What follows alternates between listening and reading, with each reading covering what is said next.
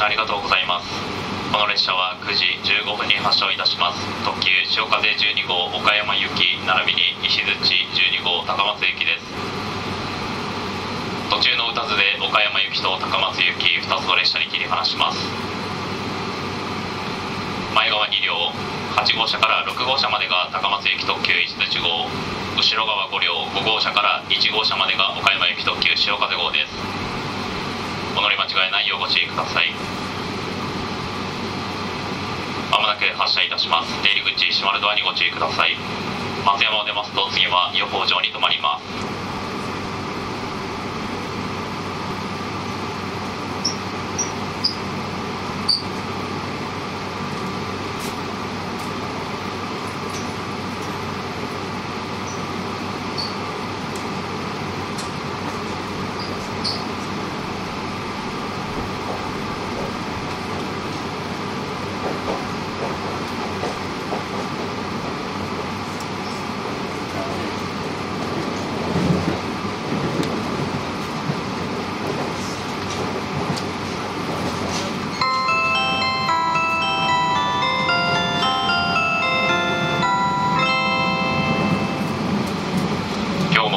四国をご利用くださいましてありがとうございます。この列車は特急潮風12号岡山行き並びに石鎚12号高松行きです。これから止まります駅到着時刻をご案内いたします。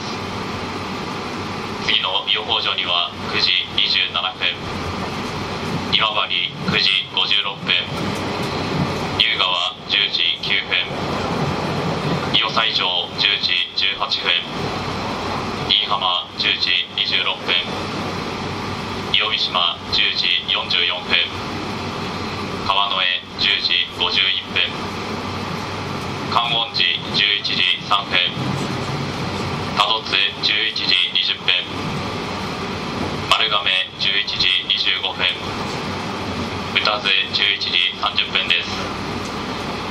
宇多津駅で岡山行きと高松行き2つの列車に切り離します。宇多津駅を先に発車いたします。高松行き石鎚号堺で11時38分、終点の高松には11時54分の到着です。宇多津駅を後から発車をいたします。岡山行き潮風号小島11時48分、終点の岡山には12時11分の到着です。列車は7両つなぎで前から8号車6号車と続き、一番後ろが1号車です。高松行きの自由席6号車の前席と8号車の後ろより1番から5番席、指定席は8号車の前より6番から14番席となっております。続いて岡山行き自由席4号車5号車、指定席1号車2号車3号車です。1号車の後ろより1番から4番席はグリーン車指定席となっております。号車番号は客室出入り口上部電光掲示板に表示がございます。お乗り間違いないようご注意ください。お客様にお願いをいたします。閉まりかけたドアには絶対に手や荷物を出さないようお願いいたします。一旦閉まりかけたドアはそのまま閉まり、手や荷物を挟む恐れがありますのでお気をつけください。お降りの際は早めのご支度をお願いいたします。また携帯電話はマナーモードに設定の上、客室内での通話はご遠慮ください。ご利用の際はご面倒でも電気でのご使用をお願いいたします。